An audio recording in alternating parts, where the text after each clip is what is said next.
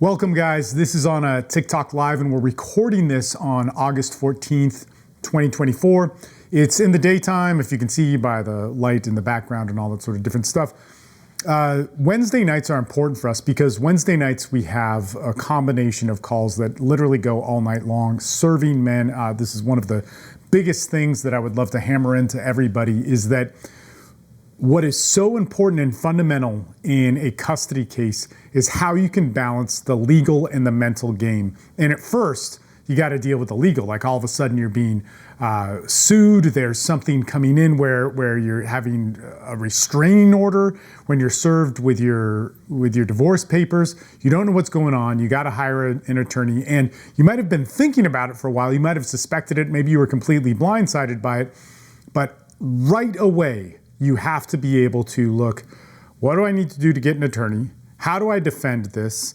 What's going on? Am I going to lose my kids? The reality of the separation of whatever you're in is happening. And if you're just going through a custody battle, which can be equally just trying, man, and terrible, you know, I think that that's an important thing not to overlook. It's not just divorce and custody. It is custody, man. This is what screws moms and dads up, everybody going through this whole process. It's very, very difficult. So in this whole thing, we have to balance this delicate balance of the legal game, the mental game, and everything that goes with it. And that is really, really hard. So first and foremost, what we got to look at is how do we retain a lawyer? You know, we hear from everybody that it's bias, you're going to get screwed.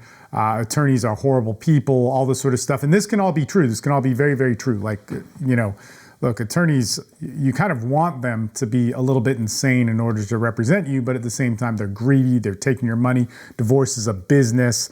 There's people out to get you. You hear nonstop of this. You also hear something where men get screwed all the time. And the fact of the matter is everybody gets screwed. Men and women get screwed, but men get screwed in these horrible ways. They go to jail, they have their reputations ruined. They have all these different things affect them in a custody battle, which is just horrific. I mean, it is horrible. Like it is the worst thing. And when all of this is happening, and that's a lot, you know, right? We get served the papers, we have a custody battle, we have a case, we have something that we have to start focusing on, and we have to find a lawyer, we have to understand how to find a good one, we have to understand how to vet them. It costs $4,000 to $7,000 for the retainer. I mean, all these are stresses, you know, that are happening immediately. And I'm going to tell you right now, if we have our mental game flawed and all of that, meaning we're stressed, we're afraid, we can't make decisions properly, you know, we feel like complete failures, we try and build ourselves up with motivational whatever, all of that happening, it's going to be impossible to make a good decision. And these are fundamental decisions that you're going to have to be good at. And I'm going to tell you right now, if you make a mistake with one of these decisions, like for instance, if you make a mistake with hiring the wrong lawyer, you make a mistake with paying a retainer to a lawyer who's not qualified to take your case. Maybe they're a family law attorney, but there's other complications. There's huge amounts of property. There's custody disputes that this lawyer has never dealt with. These are all things that you could make catastrophic mistakes with. And there's much, much more. But if you make a mistake with one of those things, it could last for 5, 10, 15, 18, even 20 plus years of affecting you. Meaning, your child support could be too high, your visitation could be too low, it could allow for parental alienation. It could absolutely screw you in the future, in your future and your child's future, which is actually the most important thing here. And you have to be able to keep your head. You have to, right? So the mental game in all of this is super, super strong. I cannot emphasize this enough. You have to be able to de-stress. You have to be able to think clearly. And I cannot stress this enough. You have to be able to build your team. You have to be able to build a team to be able to, to be able to talk you off the ledge, to be able to help you think clearly, to be able to help you make proper decisions. And in all of this, we never want to listen to anybody because we're angry, we're upset, we want to isolate all this sort of stuff. We're also probably being alienated by, the baby mama or baby daddy's family, by friends, all these different things. It's just horrible. So when we move to looking to balance our minds, it's really important. But in addition to that, as we're balancing our minds, we're trying to get people around us. We're following different protocols to every decision that's made, like we're calling people, we're going over it. We have different legal advisors in our pockets who are invested in our case and are not just there to casually give information and not care about us. We have a support system. We have the right information in front of us. We're using the state and county's laws properly, all these different things, right? All these different things to make sure that we're making the right decision. We also have an opportunity to look more deeply within ourselves. All right, so we have an opportunity to look more deeply within ourselves so that we can, number one, be better fathers after all of this. Not just be better fathers, but build better lives. Learn to be more financially successful, physically successful, mentally successful, all these different things that matter to the longevity of the relationship with your child. I'm going to get to some questions here. Thank you guys so much for posting. I got to look back one moment. Okay, being used as a weapon in court. So thanks for this question. Look, restraining orders are terrible. First off, I need to know how you're fighting it. And number one, if you're fighting it yourself, you need to start looking at examples in the history of your court and look for how restraining orders are argued. I would recommend that you go into family court and watch for that. I would also recommend that you consult with as many attorneys as possible. If you don't, or if you already have an attorney, make sure that that attorney is able and has a history of arguing different restraining order cases. Now, restraining orders are different than protective orders. And a protective order you definitely don't watch. This is going to absolutely screw you. Restraining orders get tricky because there could be a restraining order. Let's say you're a guy and it goes against, it prevents you from being around the mother. The mother can use that to manipulate a situation to create parental interference, as they call it. And so that's when they don't allow one of the parents to see the child and so on. But you can get around that in family court as well. And not get around it. You can basically say, hey, look, we need to have pickups and drop-offs at a police station. We need to arrange the proper times.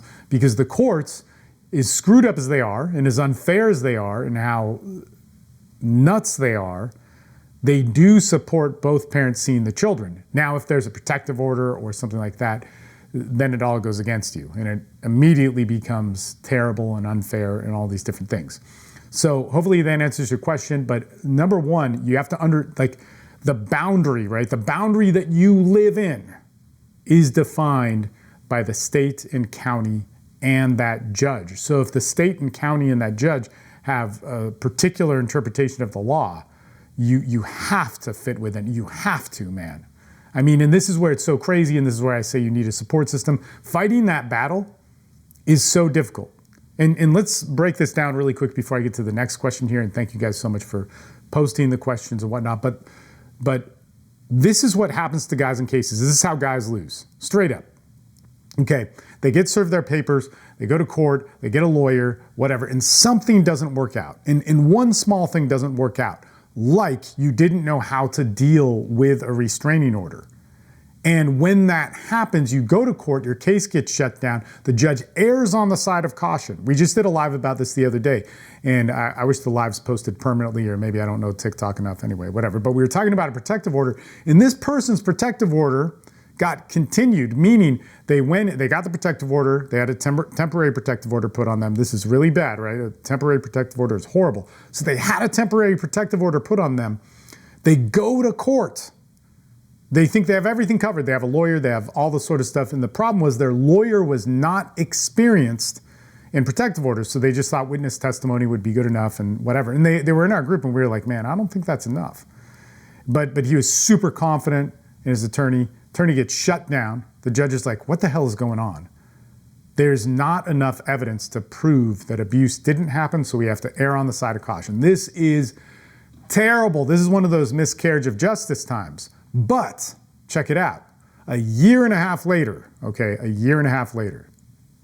18 months of not seeing your child. They go back to court. And they went to court a couple times, but once you enter into the system, you're screwed. So you want to get it right. This is like this is how you lose your mind, right? You don't get things right from the start. And how would you know how to get things right from the start? You wouldn't, because there's no information on this. So I'm just telling you, like, you want to get things right from the start and start studying with things like my group, The Rising Man. Like we're going to have, tonight we'll have about 8 hours of calls, right? That's insane. We have all of that service for you that includes, tonight it will include therapy, divorce coaching, custody coaching. Friday and Saturday we have a legal assistant on who's going to guide you through the different paperwork and all that sort of stuff. And he's familiar with his state and county and other people's state and counties, but maybe not your particular stuff, but it helps enormously. Like, you need to get around and educate yourself on this. So anyway, this guy, he goes in for his protective order, defending it, still 18 months later, still can't see his child. And it basically gets dismissed. It's crazy. No abuse happened. The judges, the opposing counsel is saying, well, we wanted an admission of abuse, and it had to do with sex. It was really effed up, like sexual abuse, like he did do it. And then we'll step forward with this. And the judge came in and said, no, he didn't do it. This is the ruling. Now, 18 months later, 2 years plus from the original claim, because remember, it was a temporary hearing. 18 months later, now he has proven that he didn't do it.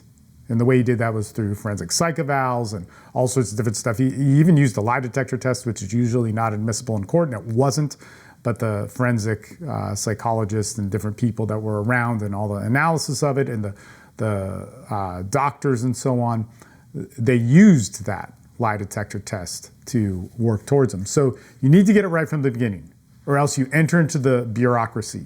He had that proof that he didn't do it probably 4 or 5 months after the first hearing, so he technically should have been able to see his child, but then he had the proof.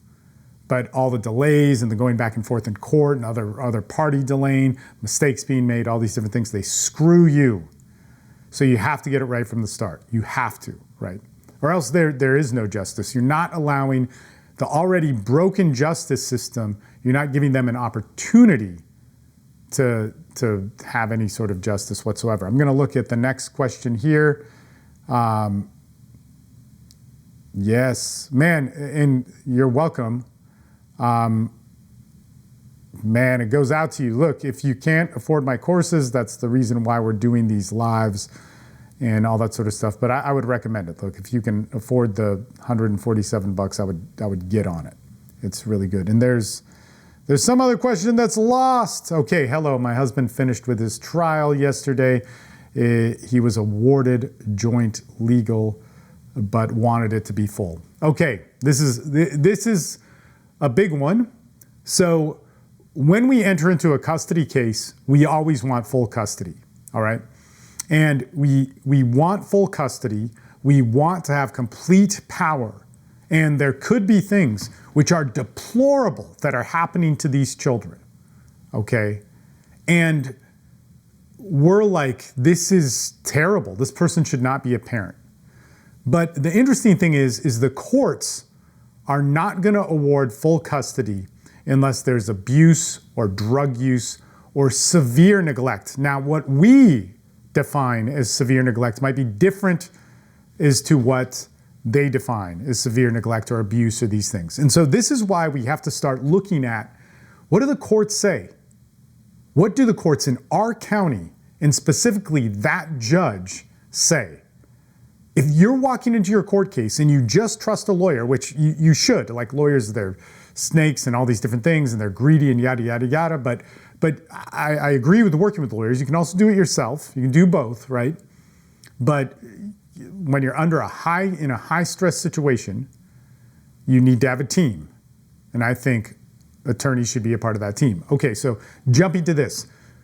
When we go into court, when we go in there and we have not studied the judge, we have not looked at how that judge rules. And in a similar situation to ours, like cases that are very similar to ours, and that they get the result that we want, they usually exist. And we should be watching that judge. You know, you have your case, and like the legal stuff takes for freaking ever. It's horrible. So you're gonna have 3 months to study your judge. You need to study your judge and understand how full custody is awarded in your state and county and with that judge. Now, like I said, we walk into court so many times, and in our opinion, our family's opinion, everybody in their mother's opinion, it would make sense that we have the kids, but we need to understand the boundary of the court system that we are in. So congrats on this case, on the question that they wrote in, that they finished trial and they were awarded joint legal, that they wanted full. If you were really fighting for full, please study the judge. If you did study the judge, then you did the best you could. And if there was corruption, because that's the difference, right? Were they just erring in a way that may not have been so good? Or was it true corruption? Then you need to learn the appeals process and filing complaints and all this different stuff. And it gets really, really, really, really crazy, okay? Man, there's a lot of people who joined. That's pretty cool. Okay, so I do see one. I'm sorry, we won't end it, but if there's no other questions that come in, we will. Okay, what kind of strategies do you know to manage emotions and resources? Great question. So in a custody battle or a divorce, it is mind-bending, it is crazy. We go through the full swing of the human experience in this. You have hate, anger, rage, pissed offness. You have all these different things coming at you. And one of the things that I want to tell you is anybody justified when they are betrayed to be angry? Is a man justified to be angry, upset, hurt, broken, feeling vindictive when he's being falsely accused of abusing, hurting his children, or doing some deplorable act to his children, which is a lie, and that lie is being used to parade a woman usually to show that she's living her best life and awesome, and she had every right to take away the kids, and she shouldn't feel guilty and she should feel good about it. A man is absolutely justified to go through a huge swing of emotions in that. But let's just say it's not even that bad, and he is just not being able to see his kids, his family. He's feeling like a failure. Men tend to blame themselves. Men also will have this huge amount of guilt in one, that they could have done better in the relationship, even if they wanted it to be over. And they'll also feel that they've completely let down their family and are hurting their kids. And you have to get on your mental game with this. So number one is it depends on where you're at. If you're completely floored, you need to get functional. Okay, functional with the mind, your body, your socializing, getting out in public and so on, your identity as a man, and your purpose and ambition. Okay, so let's talk about those functionalities. So step one, we can't function.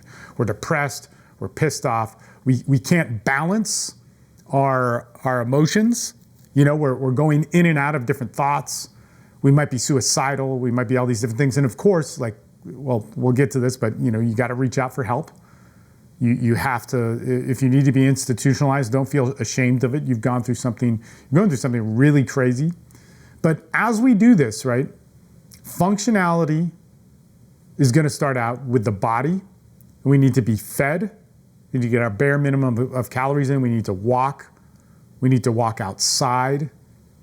We need to move our bodies in some way, shape, or form. We need to make sure we're eating. So if we're past this point, you know, if it's after the first 2 weeks or 2 months maybe, it went on, usually we're past this point. But if we're past this point, we then need to start going, okay, what are some other things that I could add to that? So exercise that might be a little bit more vigorous is good. We always hear like get a hobby and all this sort of stuff, and that's supposed to solve our problems, but it is a good bare minimum of what to do. Get out, use your bodies. I don't care if you're fat, you're overweight, you're in shape, you started smoking again, whatever the situation is, like get out and use your body, get out and use your body. It knows how to be healthy if we feed it and use it the right things. The next thing is that we need to get our mentality right. So we hear a lot about meditation, all these different things. Number one, I'd say, is get out, Socialize just a little bit, not too much. You don't need to be hyper, but get out and see other people. It'll regulate you. Isolation makes all mental illness worse. Get into a support community. Like, this is why I built my community. So my community has existed since 2009, and we've had 30 hours of calls every single week, minimum. So some weeks we'll have like 60 hours of calls. We've had 30 hours of calls a week minimum for 15 years. So a support group is huge. It doesn't have to be mine, but you need to get into a support system. It's really, really important. The other thing that I would say is that you need to be social for the sake of just humanity. It's going to help you in some huge ways, big ways. Now let's get into some other stuff. We talk about meditation. We talk about finding some sort of maybe spiritual group. If you're atheist, that's fine too. Go out and get into something where you can be around people that believe in something more. If that something more is science-based, great, awesome. If it has to do with some sort of religious thing, great, awesome. But get into some sort of fellowship of people that are working through this. An understanding of your place in this world, which is a small thing. And I know you're not thinking about this right now, but your place in this world, which is a small thing, even if we talk about just the general environment around us, that it changes us so much, that we're a part of things. Like, all problems in humanity have happened and have been healed. But not by everybody, because not everybody heals it. Not everybody gets past it. So if we look back in the times of ancient Greece, there are philosophers that wrote about this, right? A massive amounts. I mean, this is what Plato wrote about. This is what Aristotle changed it to. When you look 500 years past that, we look at Plotinus and what he was writing about. There's so many different things. And this human experience goes over and over and over again through many, many different religions, many different philosophies, many different things, where human beings go through hard things and they solve them. Now, the difference is in our time, it's very different because that human process of solving trauma has a different starting place because the trauma is different. So every generation, every era of humanity is going to have a different entry point to this process of going through hard things. And so this is where I would say is massive. And the fundamental baseline things: get up, get something to eat, move your body, get out in nature, go see the sun, socialize with a few people, do some simple breathwork exercises. You know, a lot of people, like in our therapy call, a lot of times people talk about just doing the Wim Hof method. It's real simple, real easy. You know, if you just go with the breathing, I do all of it or whatever. And I do much more than that. But if you want to do the ice baths, that's awesome too. But if you just start out with the breathing, it's simple. You can watch a couple videos on it on YouTube, learn it really quick. You're going to change your state. Now, that doesn't mean that your problems are over, but it gets you out of duress. And that's what we're talking about. And then if you want to continue with it, you can learn a very rich way of life that moves around all these different things. Okay? So very, very big thing. The number one thing that I always say, and I guess it's kind of weird that I'm saying this at the end, is to get into a men's group.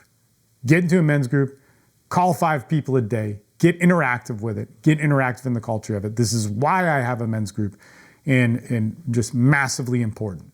This is one of the great things and bad things about things like social media, is because with social media, we get the idea that we can be hands-off in our experience of the human experience of feeling pain, but in a good way. And so then we don't get out and we meet people and we go dive into it. And it also builds a false answer of what, male strength or female strength or whatever it is. So it's like I go into a jiu-jitsu gym and there's guys who will tell me about what being a man is from what they learned on YouTube and TikTok, even though they don't have any experience in it, when I've been coaching men on very, very hard, tough situations for 18 years. And I'm just like, man, I don't know what to say to you. Just be polite. But in a good way, social media is great because it spreads the word and it's another information outlet to affect tons of people. I mean, God, if we remember what it was like in the 90s and early thousands before the internet really took hold, it was, healing was tough. Getting through hard times was tough, and now it's easier. All right, there's one more question, and And then I got to go because I got to work a client call right after this. Okay, my child's mom is giving me a chance to see my daughter after she put a restraining order on me. Okay, great, awesome. A couple things you need to understand that if you've been parentally alienated from your child, like it says in this comment here, which is basically saying my child's mom is allowing me to give me a chance to see my daughter after she put a restraining order on me. Parental alienation, meaning the intentional separation of a child from one of the parents, is something which is massive, and parental interference is there too. One thing you need to check out here in terms of the legal structure and all this, and now in rereading the question, is if that restraining order is active, you need to be really careful about seeing your child. I would recommend that you consult with an attorney. You can get a free consultation, or maybe you can pay for an hour, but get the right advice on this, because if you break a restraining order, a protective order is different, it's more harsh, it's more fierce, the consequences are way bigger, you go to jail. So if you break a restraining order, you are going to look bad in your case. So you need to make sure that restraining order is not for your child, or else you should not see your child. Or is there a way where you can see your child under supervision that's allowed within the restraining order? And so this is where you need to be really careful about what's going on in your state and county. And in the actual order that is written, you have to look exactly what it says. And if you don't understand it, I would highly recommend you get a consultation from an attorney who understands restraining orders in family law and in child custody. So we get to this thing where we're entering into parental alienation. The best way to combat parental alienation is seeing your child. The best thing. Your child hates you, your child doesn't like you, but the courts don't have anything against you to see your child. Man, you need to see your child.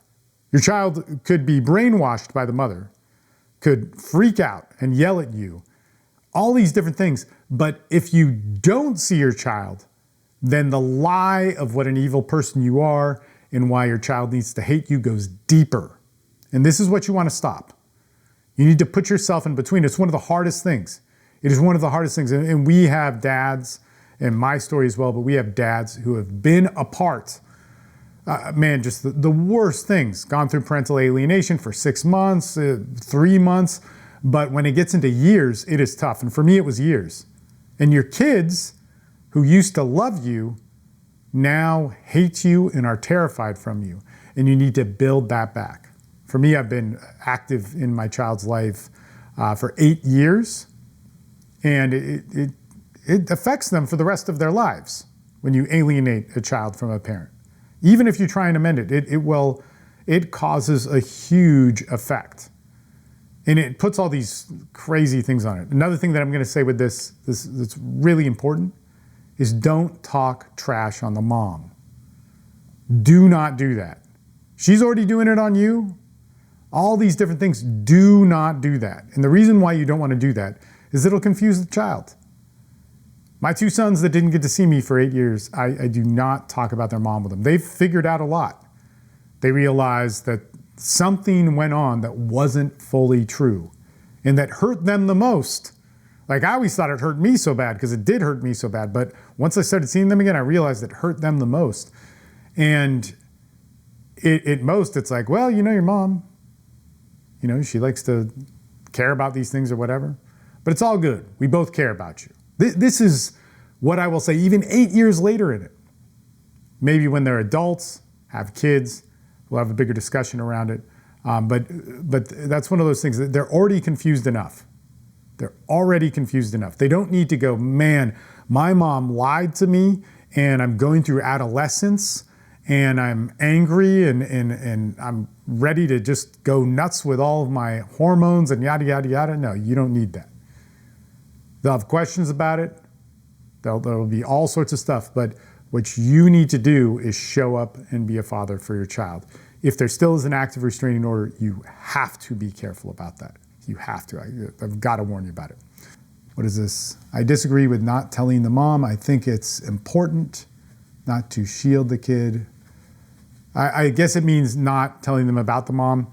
No, look, okay. That's what I say. but do not talk trash on the mom saying she's evil.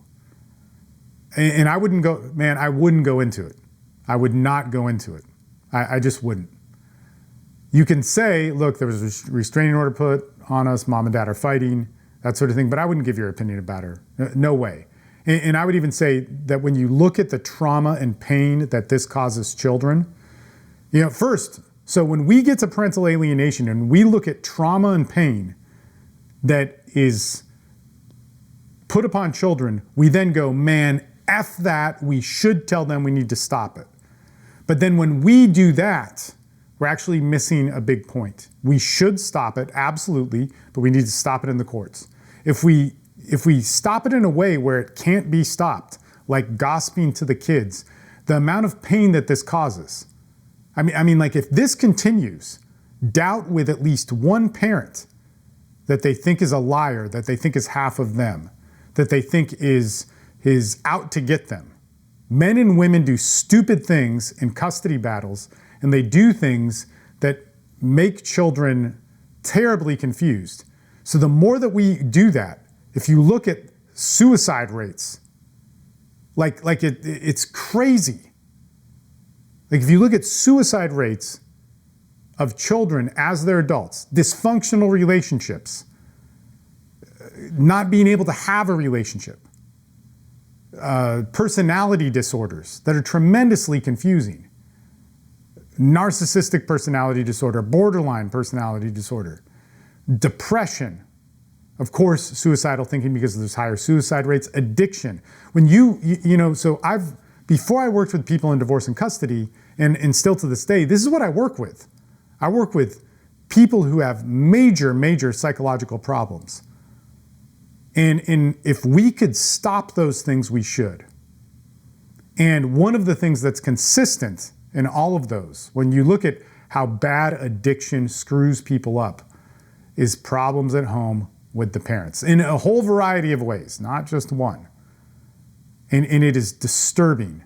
I don't need to talk trash on the mother of my kids to my kids. I can do it to my friends. I can do it to whoever. I do not need to confuse them more. I do not want suicidal thinking for 30 or 50 years with them, or addiction and prostitution and all sorts of different things that come with that. I don't want that. I don't want to add to that. And if you see how common that is with confusing a child because you can't manage your emotions, that's a form of abuse that we don't yet see as abuse. But it is. Statistically, it is. Just like parental alienation, statistically would have the very similar metrics to physically beating your child on a daily basis or sexually assaulting them regularly. Parental alienation will have similar results to that. So do you talking trash on your ex to your kids. And if you're telling the truth, I think it's better to wait a little while to understand what the actual truth is. That, man, we're fighting. It's not good. You know how it goes. Both of us care about you. And I want that to work. And I really think that's the best way to say it. Those are my 2 cents. Okay, guys, Wednesday night, we have anywhere from 6 to 8 hours of calls. There's 90 minutes working with a therapist from 6 p.m. Till 7:30. This is all Austin time. There's also divorce and custody coaching where we go into all sorts of different stuff, your paperwork, what's going on, your mental game, yada, yada, yada. And then after that, it moves into all sorts of different other men's development factors. Friday, we have divorce and custody coaching. We also have a legal assistant on for an hour that goes through your paperwork. It's really popular. Saturday, same thing. Sunday, we also have 2 hours of calls. Monday as well. And we also have a live local meetup in Austin. This all comes with the membership that you would pay for. This is my full-time job. This is all I've done for 18 years of my life. And for 15 of those 18 years, we've run it in communities, and that's what's branching out here to TikTok. So I appreciate you guys. If you would like to be a part of it, the link is in my profile to sign up for any of those things. It's the best deal in town, and it's going to save you tons and tons of money. I am out of here, and thank you so much for coming in and checking it out. All right.